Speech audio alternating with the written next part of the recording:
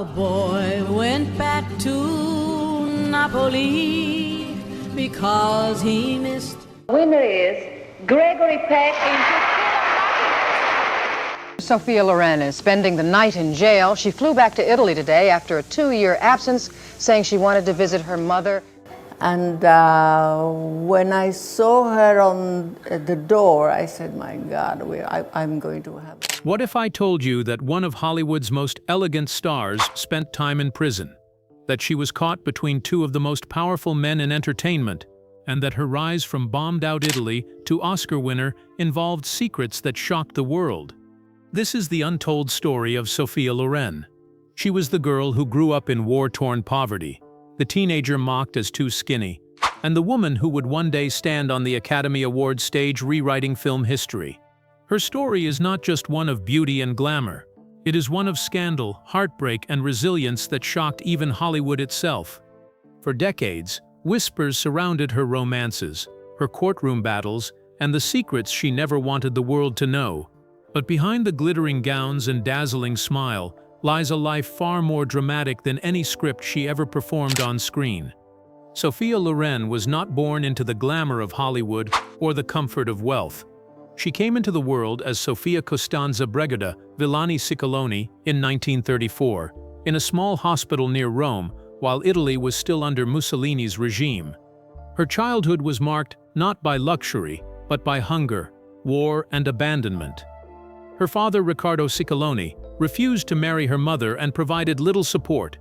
This left Romilda, a piano teacher and frustrated actress, to raise Sophia and her sister Maria alone. The family lived in Pozzuoli, a gritty town outside Naples, where the streets were scarred by bombings and the nights were haunted by air raid sirens. Loren later recalled hiding under train tunnels while the city shook.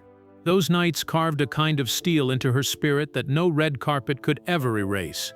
Despite the devastation around her, there was a spark in young Sophia. Her mother had once dreamed of acting herself and believed her daughter could succeed where she could not. Romilda entered Sophia into local beauty contests, not out of vanity, but as a survival strategy. Prizes often came in the form of food or money that the family desperately needed. At 14, Sophia entered the Miss Italia pageant. She did not win, but she stood out enough that people began to whisper her name. Even then, critics called her too thin, too awkward, too unpolished for the screen. But that mixture of elegance and toughness was the very thing that would eventually make her unforgettable. Poverty shaped her in ways that Hollywood would later romanticize, but never fully understand. She shared a tiny apartment with her family, sometimes so crowded that beds were made from pushed-together chairs. Food was scarce, and every meal felt like a small victory. When she looked in the mirror, she did not see the striking woman the world would later idolize. She saw a survivor, someone determined to claw her way out of the ruins around her. It was during this time that Sophia developed her signature poise, a kind of quiet dignity that set her apart from other young women hoping to break into films.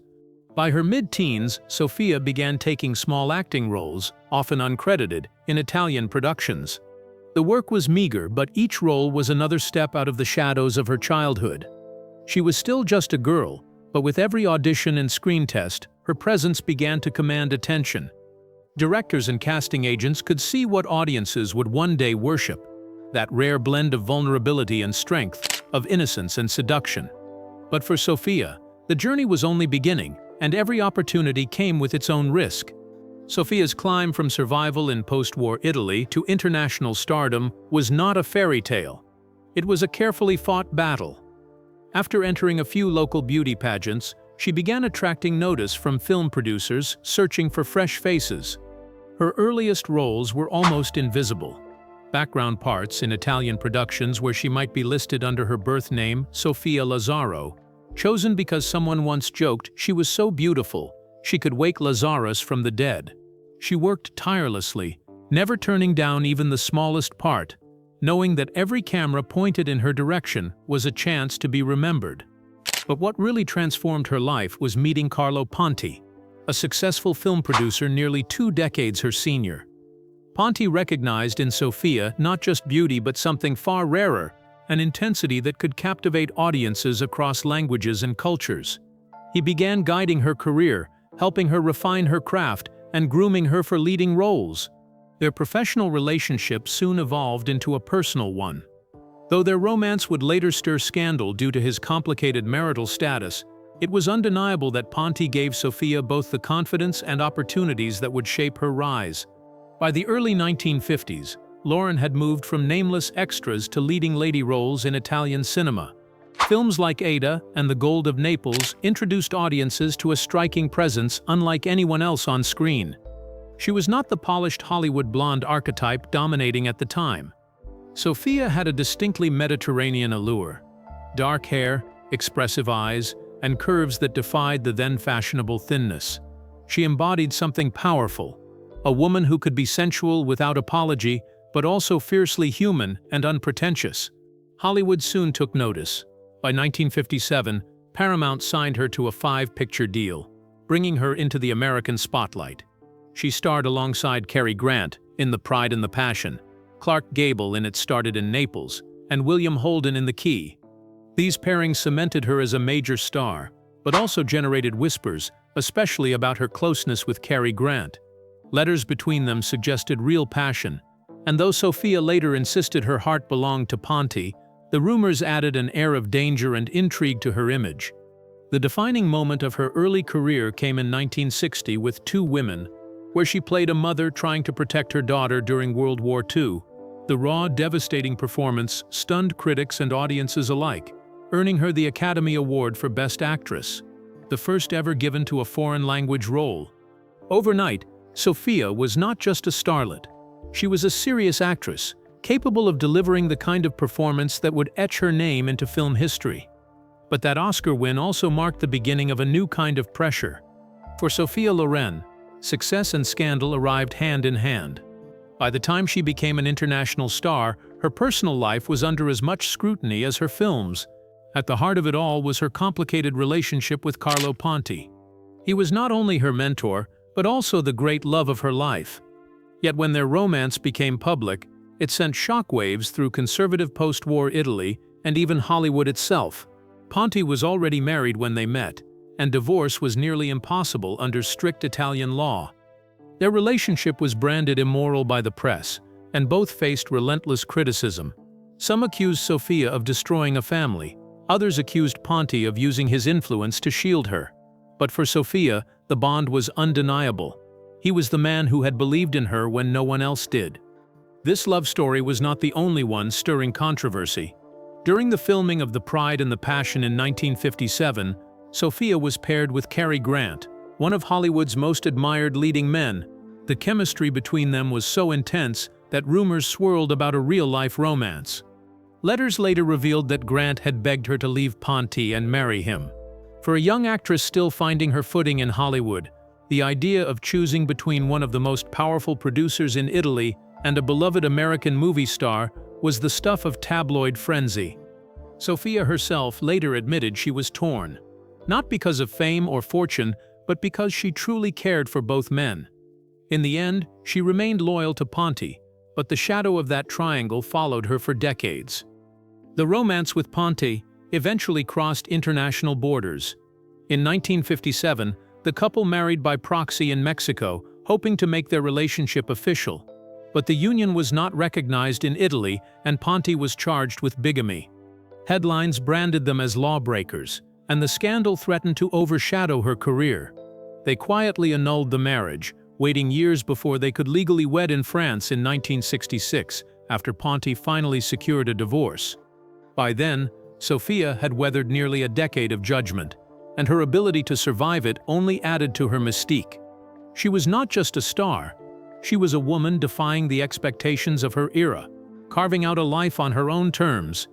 But surviving scandal came at a cost. For every headline about her beauty or talent, there was another dissecting her morality.